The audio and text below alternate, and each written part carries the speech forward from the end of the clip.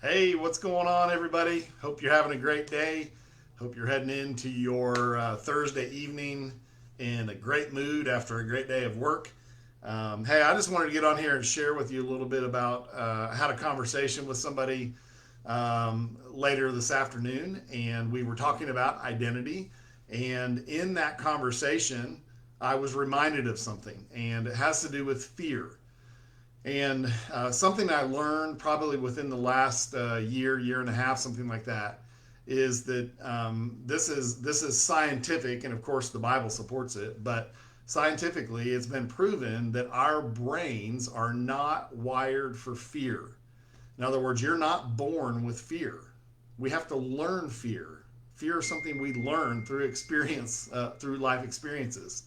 And our brains are wired for love, but they're not wired for fear. And probably I ought to clarify that a little bit. We actually are born with two basic fears.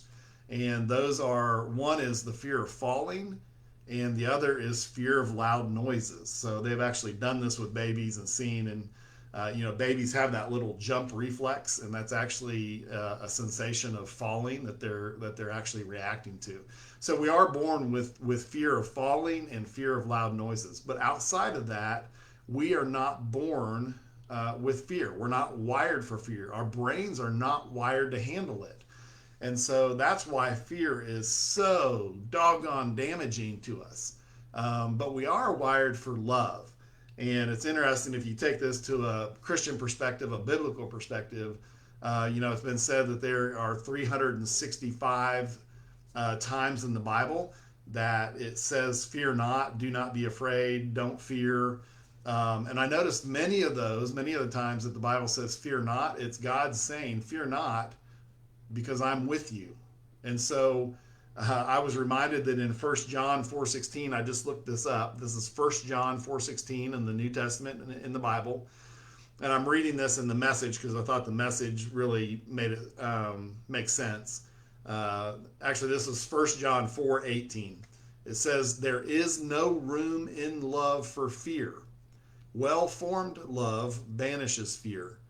Since fear is crippling, a fearful life, fear of death, fear of judgment, is one not yet fully formed in love." So I love that. In other translations, you may know it as that perfect love casts out fear, or perfect love drives out fear. And so the idea is that fear and love cannot exist in the same place. In other words, fear and love cannot exist in your mind or in your heart.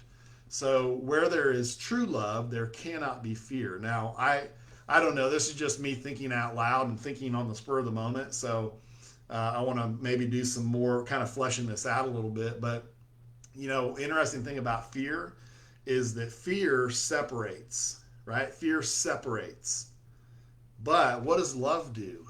Love brings together, right?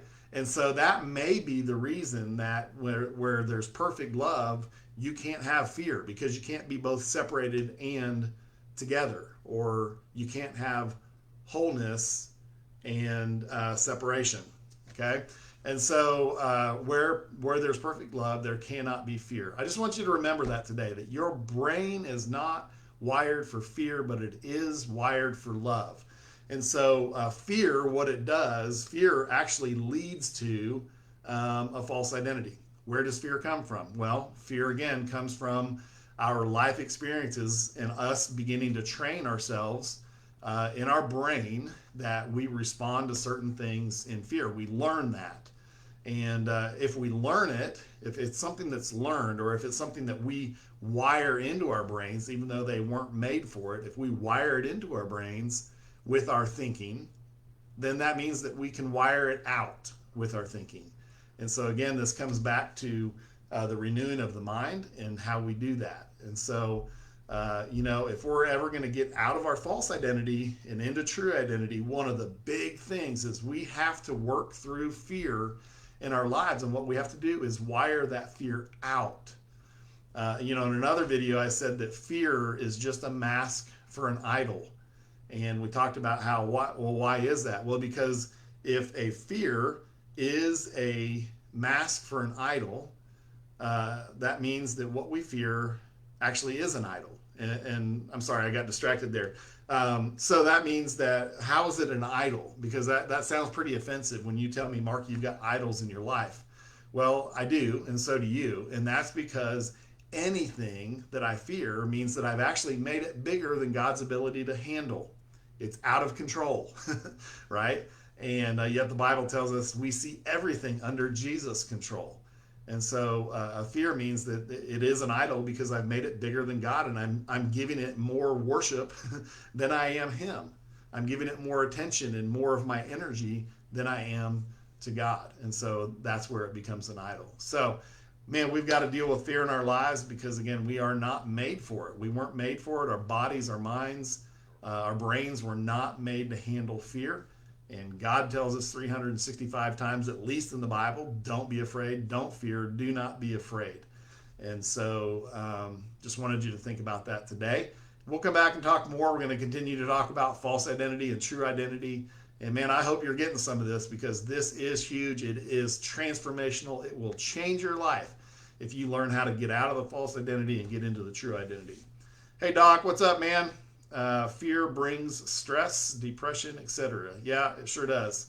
And all of that is because fear causes separation. And so what we do is we separate from God, we separate from ourselves, we separate from ideas even. Fear causes all of those things. So yeah, great point, Doc.